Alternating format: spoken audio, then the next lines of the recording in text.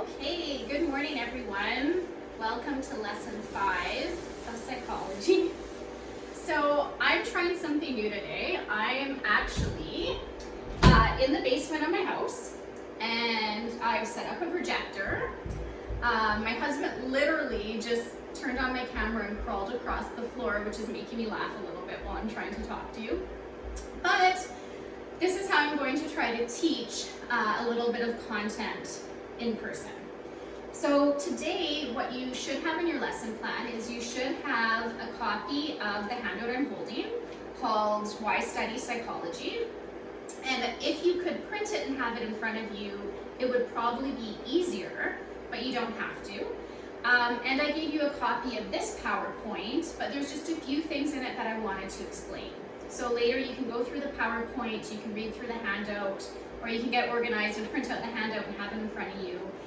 But there's a few things in the handout I want to draw your attention to, just like if we were in class together.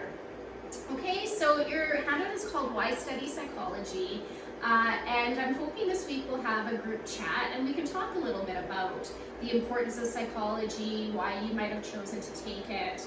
But just looking at this sheet here, it says, what do you expect to learn in an introductory to psychology course? Right? You will learn more about yourself, you will learn about others, it will help improve your relationships. Many people begin their study of psychology without a clear definition or understanding of what the subject is. They have images of laboratories and scientists running rats through mazes, or they assume it deals with only abnormal emotional disturbances. These are only a small part of the study of psychology. Psychology provides tools to help us gain insight into our own behavior, as well as our relationships with others. So you'll see on the handout that I gave you, there's a spot that says define psychology, and there's a blank. And I would like you to write the definition from the PowerPoint onto your handout, so later when you're studying for, say, a test, you have all the information together. If you're trying to be really organized and keep a psych binder, you might want to copy down Unit 1 Foundations of Psychology, which is what we're looking at in the first unit. But anyways, if you were to open any intro psych textbook, you would get a very standard definition of what psychology is. This is in your PowerPoint, but what psychology is the study and the science of the human mind and also human behavior. That's not to say that psychologists don't study animal behavior, because they do a lot in order to understand our own behavior, but the goal is to create theory on human behavior and how the mind works.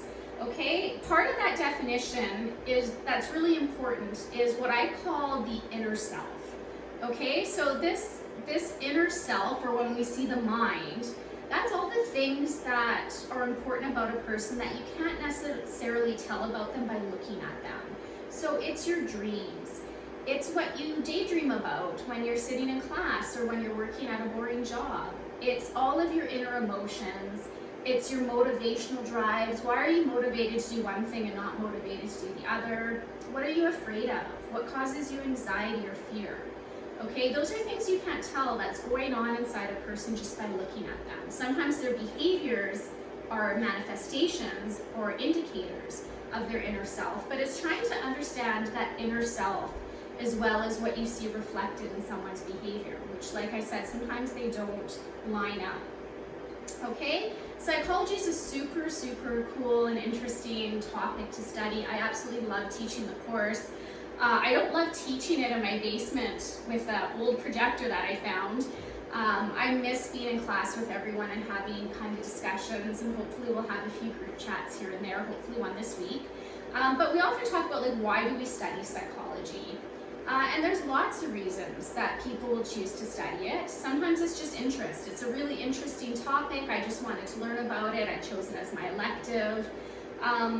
It's a really important way to learn to understand yourself. And one thing I'm going to really encourage you to do throughout this whole course is to connect content to yourself personally. So when you learn a theory, apply it to yourself. Where have you seen this in your own life? Make those personal connections, and it will make the content relevant, and it will help you understand it on a much deeper level.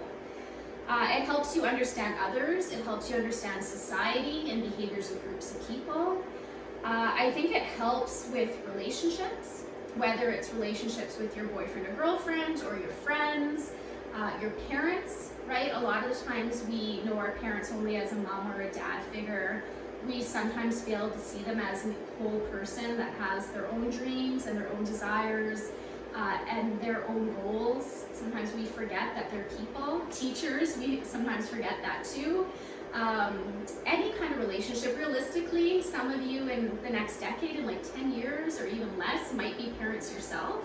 And psychology definitely has helped me as a parent. I have 2 little kids, which are running past the window that I can see right now, because I have a window looking out of my office to the basement. But being a good parent, it will help you with that. I think it helps you develop a healthier connection between your mind and your body, understanding the relationship between what's going on physically in your body and what happens in your mind. It helps you understand your motivation, why you want to do certain things and don't want to do others. I think it's important for a lot of careers. A lot of students that take psych go on to do things like be a psychiatric nurse. It's really important in all kinds of jobs, police officers, firefighters, anyone first responding and interacting with people that can be in like altered states. It's really good. Customer service, advertisement, business, all of these utilize a lot of psychology, and obviously teachers, social workers, psychologists, anyone that's helping people are going to use a lot of psychology. And I think it just helps you also learn about mental health and helps you manage your stress. And we are going to spend a lot of time looking at like mental health and stress when we get to that unit in the course. It's also just really fun and cool. So if you follow along in the PowerPoint later, one thing I often show is this slide, and I just ask people to count all of the F's that appear in the text. So you can do this on your own if it's not very clear. Most people, it's interesting, when I show it to a classroom of people, some people yell out, there's 3 F's in this paragraph. Some people yell out, there's 4, there's 5. There's actually 6. I think 6 if I count right. 1, 2, 3, 4, 5,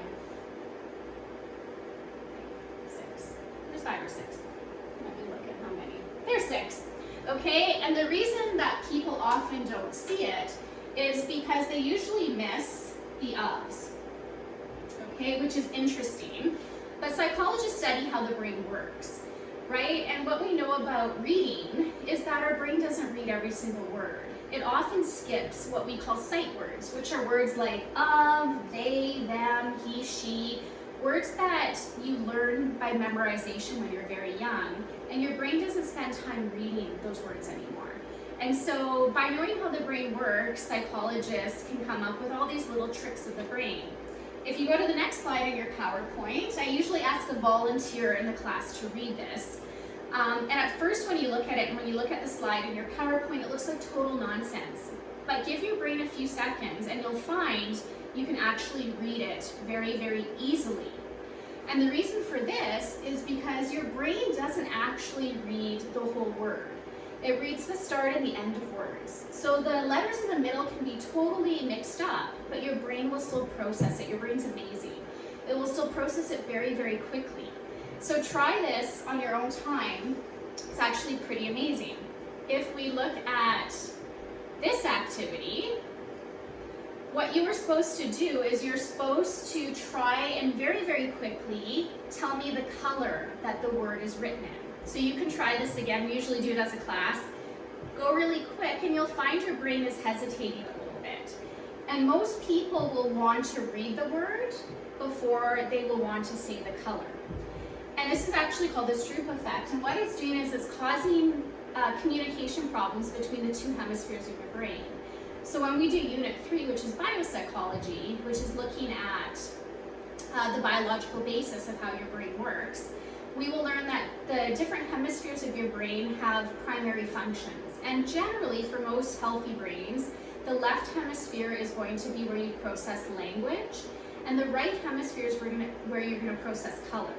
So by asking your brain to say the color of a word that is not in the same color as the actual word, your brain becomes confused. And as we evolved, language evolved as one of our dominant priorities in our brain. So your brain is a little bit hardwired to want to read that word more than it wants to notice the color that it's written in. which is why, and you can try it again on the next slide, it takes your brain a little bit longer to do. It tricks it a bit, it causes confusion because it's using both hemispheres and trying to get them to do different jobs. And your left hemisphere, your language dominant, is going to want to read more than notice color. So we're going to learn all kinds of really cool things like this. If you know how the brain works, you understand how optical illusions work. We're going to do a whole unit on perception and how to trick the brain. This is a very famous one. It's called The Older Young Lady. You can look at it closer in the PowerPoint that I attached for you. Some people see an old lady, some people see a young lady, some people see both. Hopefully you can see them. If you can't, it's hard, but you'll find it eventually. The old lady, if you're looking, this is her nose, this is her mouth. She's in like a shawl. She's wearing like a babushka. So I instantly saw the old lady. If you're looking for the young lady, this is like her profile. So this is her chin, this would be her ear, her eyelashes, and her nose. And she's in a shawl, and this is her neck, and she's wearing like a choker. Right? The interesting thing is when I show this to a class of say 30 people, everyone's kind of noticing different things. And it's all having to do with how your brain is organizing the perceptual information in your environment, which is pretty neat. And this is the age-old question in psychology: are people good or are they evil? Okay, I don't know what it means depending on which one you see first. I was happy I saw good first, so maybe that's a good sign. But it depends how you're organizing your information. This is a typical, what they call figure ground optical illusion. Your brain, your visual perception is trying to create a figure onto a background. So if you see the black as the figure on a white background, you're going to see the word good.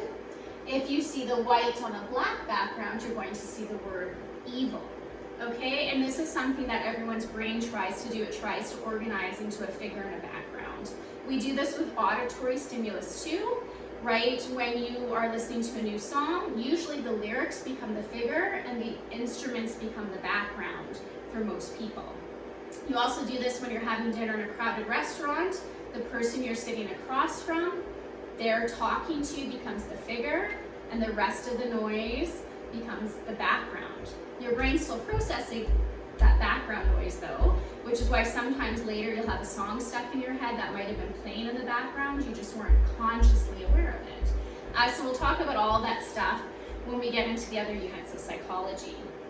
If you continue on with your sheet, okay, it says, as you begin your study of psychology, you'll find it's very different from a lot of other classes because its connection to both social sciences, which are things like history and philosophy, and it also has connections to natural sciences, which is like biochemistry.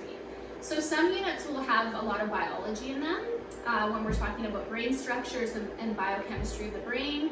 Other units will have a lot of social aspects when we talk about social psychology, the psychology of groups of people, why we're different as individuals versus when we're around other people, how our character can change.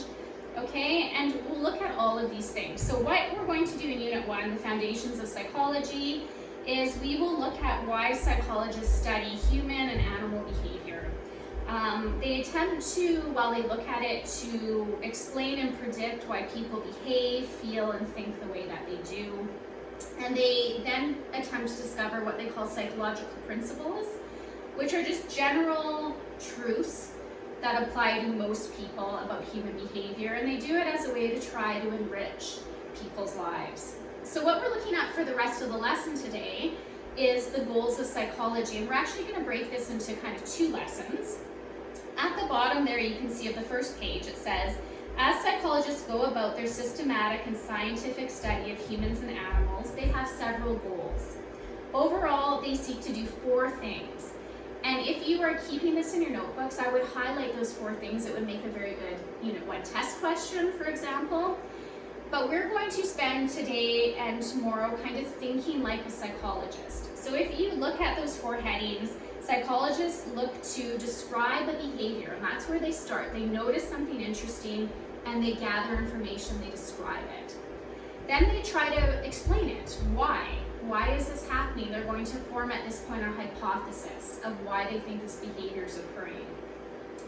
they are going to try to prove their hypothesis, and if it becomes proven enough and enough scientists agree on it, it will become theory, which is what we study in this course.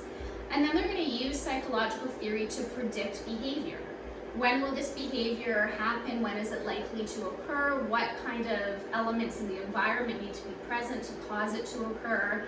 And finally, they'll use this information to influence, which is your last goal there, to teach people about their own behavior and about the behavior of others and influence how they respond to things. So our goal for today is we're going to actually break down these 4 steps, and I'm going to assign you a task. Okay, so we're going to start with description. Goal number 1, bottom of the page here. Step number 1, describing behavior. The first goal of psychologists is to describe or gather information about behavior being studied and to present what is known. So we always start with something interesting. So what you're actually going to do for your lesson today is you are going to watch a series of video clips. So I'm going to actually assign you 3. And I want you thinking like a psychologist. So all 3 of these clips come from a show that airs on TV. You might have watched it. It's still on TV. It's called What Would You Do? And if you're interested in social psychology or the psychology of groups of people, it's a fabulous show for psychology students. So what they actually do is they create social scenarios and they put people into them and they secretly videotape to see what the average person would do. So most of the time there's actors involved, but the people in the video are the ones kind of being experimented on. So I picked 3 interesting clips and I want you to watch what happens in them, and your homework is to tell me, if you were a psychologist watching this behavior, how would you explain this human behavior? What caused it? What influences it? The first clip you're going to watch is a clip at a restaurant. The man and the woman are both actors and they're pretending to be on a first date. And while they're on their first date, at some point the man is going to slip a date rape drug into the girl's drink. And what they want to see is if people around them who see this will do anything. Will they tell the girl? Will they confront the guy?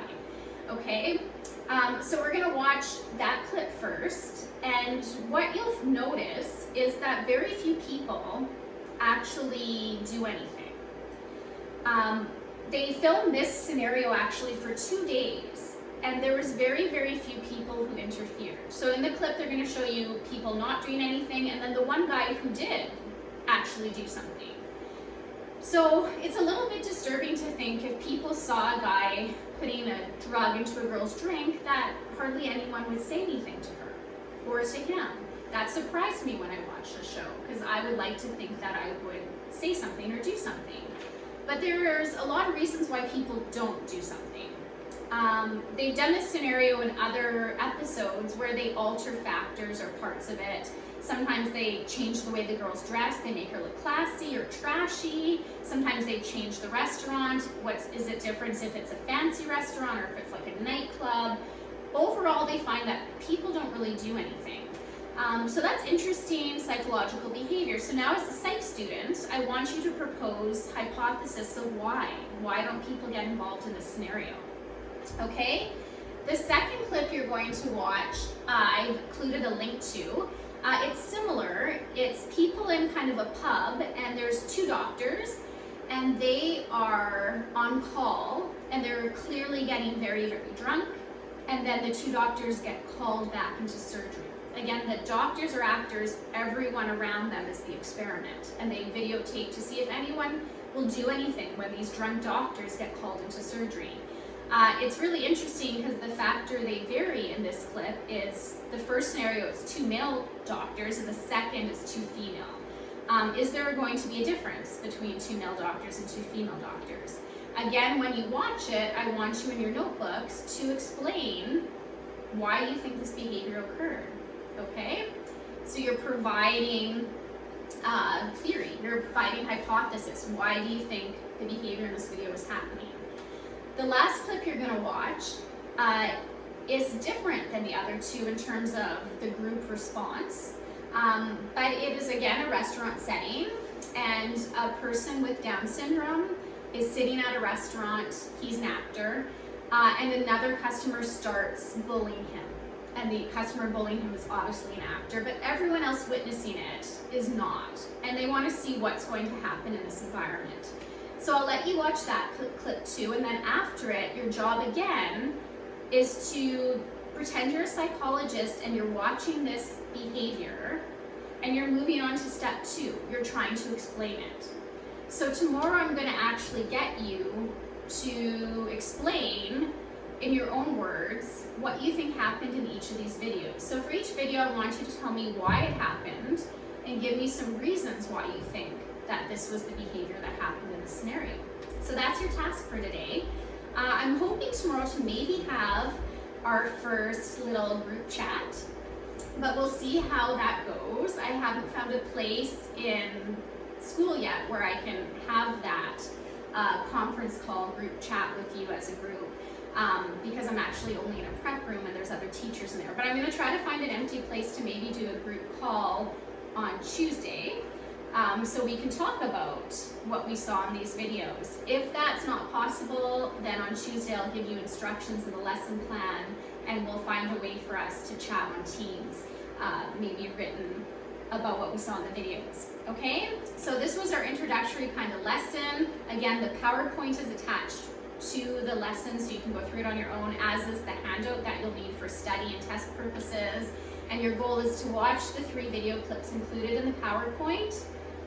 Step 1, describe the behavior you see of everyone witnessing what's happening in the made-up scenarios. And then you're going to act like a psychologist and you're going to attempt to explain why these behaviors happened. Okay, as always, tomorrow I will be online during our class, so if any of this didn't make sense, or if you have questions about what you're supposed to be doing, that's when you message me. Other than that, I hope you enjoyed our first kind of online lesson. See you tomorrow. Bye.